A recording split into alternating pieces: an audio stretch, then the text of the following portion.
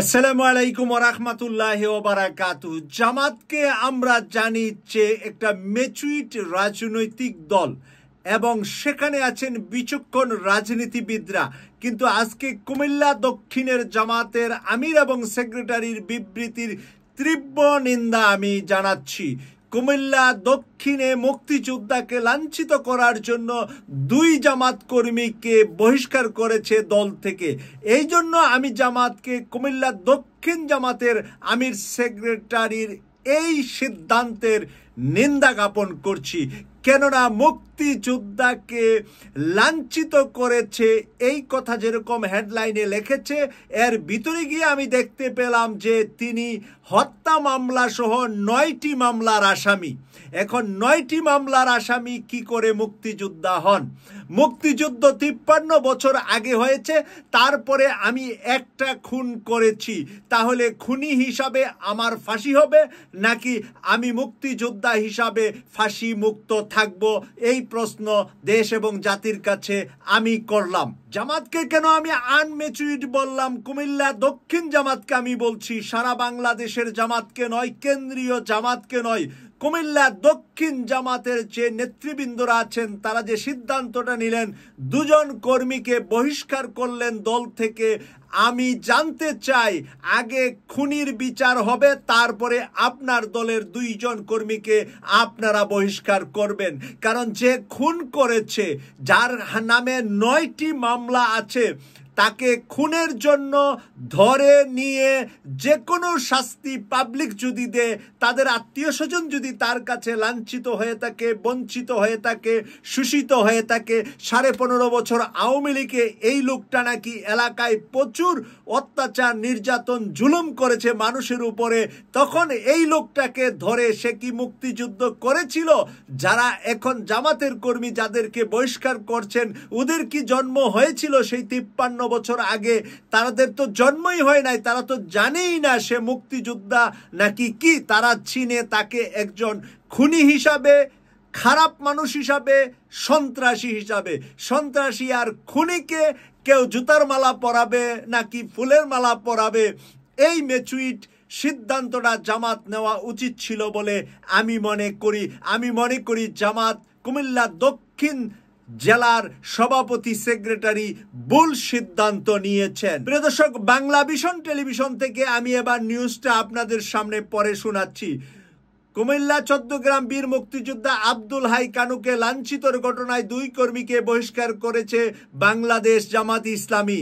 বহিষ্কার হওয়া কর্মীরা হলেন কুমিল্লার মৃত আব্দুল বারেকের ছেলে মোহাম্মদ আবুল হাশেম ও মৃত শফিকুর রহমানের ছেলে মোহাম্মদ ওয়াহিদুর রহমান। প্রিয় দর্শক, এই 2 জনকে কুমিল্লা জামাত বহিষ্কার করেছে।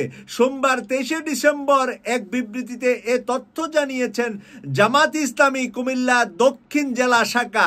একই সঙ্গে মুক্তিযোদ্ধাকে লাঞ্ছিত করায় নিন্দা জানিয়েছেন, জড়িতদের গ্রেফতারের দাবি জানিয়েছেন দলটি।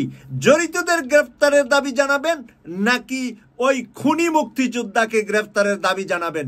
উল্টা আপনার কর্মীকে গ্রেফতারের দাবি জানাতে পারেন বলে আমি মনে করছি না।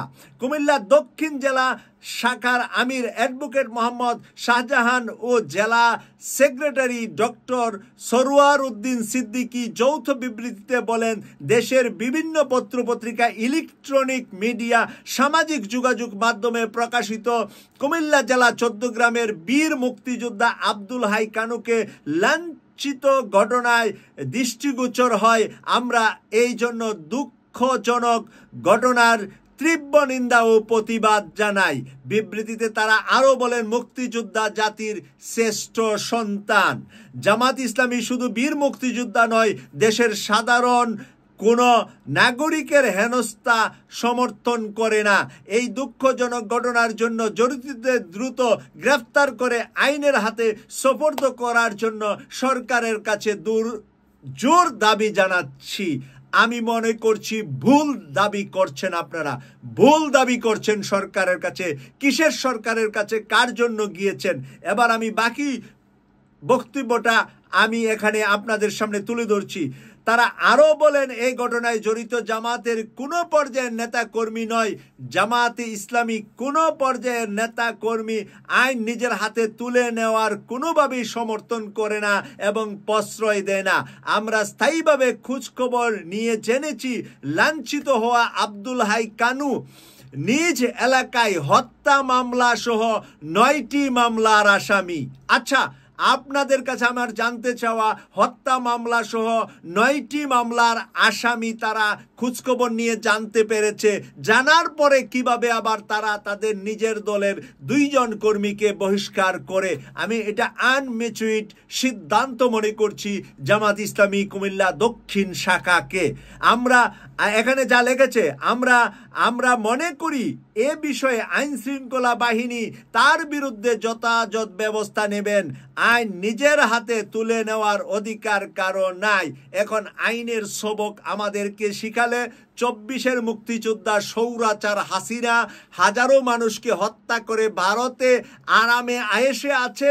এখন আমরা আইন নিয়ে যদি বসে থাকি, হাসিনার বিরুদ্ধে আইনের কথা বলে যদি আমরা চুপ থাকি, স্বৈরাচারকে আনার জন্য যদি আমরা আন্দোলন সংগ্রাম না করি, তাহলে তো ভারতে বসে বসে আরও খুন খারাপি বাংলাদেশে প্রতিদিন চালাবে শেখ হাসিনা। তাই সব কাজ মুখ দিয়া হবে না, সব কাজ চোখ দিয়া মন দিয়া বললে হবে না, হাত দিয়েও কিছু কিছু কাজ পৃথিবীতে করতে হয়। বিবৃতিতে বলেন, এ ঘটনায় যারা জড়িত তাদের শাস্তি দাবি করছি এবং জামাত ইসলামী শৃঙ্খলা ভঙ্গ ও ভাব মর্যাদা ক্ষুণ্ণ করা সমর্থক হওয়া সত্ত্বেও তাদেরকে জামাত ইসলামী থেকে বহিষ্কার ঘোষণা করছি। জামাতের মান মর্যাদা নষ্ট করেছে, সেই কারণে আপনারা জামাতের 2 কর্মী সমর্থককে বহিষ্কার করলেন, অথচ একজন খুনির পক্ষে গিয়ে আপনারা দাঁড়ালেন। মুক্তিযোদ্ধা 53 বছর আগে আমার জন্ম নাই, আপনাদেরও মনে হয় জন্ম হয়েছে নাকি, হয় কি হয় নাই তা আমি জানি না, কারণ আমির আর সেক্রেটারির বয়স কত, আপনার বয়স কত? আপনারা কি ওই মুক্তিযুদ্ধের সময় জন্ম হয়েছিলেন? তাহলে 53 বছর আগে যত মুক্তিযোদ্ধা যত খুন করেছে সবগুলাকে কি আমরা জায়েজ বলতে পারবো? সবগুলাকে কি আমরা নিতে পারবো যে মুক্তিযুদ্ধের সময় মানে খুন করলে মুক্তিযোদ্ধারা যদি খুন করে পরবর্তীতে, তাহলে তারা মাপ পেয়ে যাবে? মুক্তিযোদ্ধা হোক, যেই যোদ্ধাই হোক, 24-এর গণ এই আন্দোলনে যারা যুদ্ধ করে বিজয়ী হয়েছে, গাজী হয়েছে, তারা যদি পরবর্তীতে কোনো খুন করে, তাদেরকে কি কোনো আদালত ছেড়ে দিবে? নাকি তাদেরকে আদালত খুনি হিসাবে শাস্তি দিবে?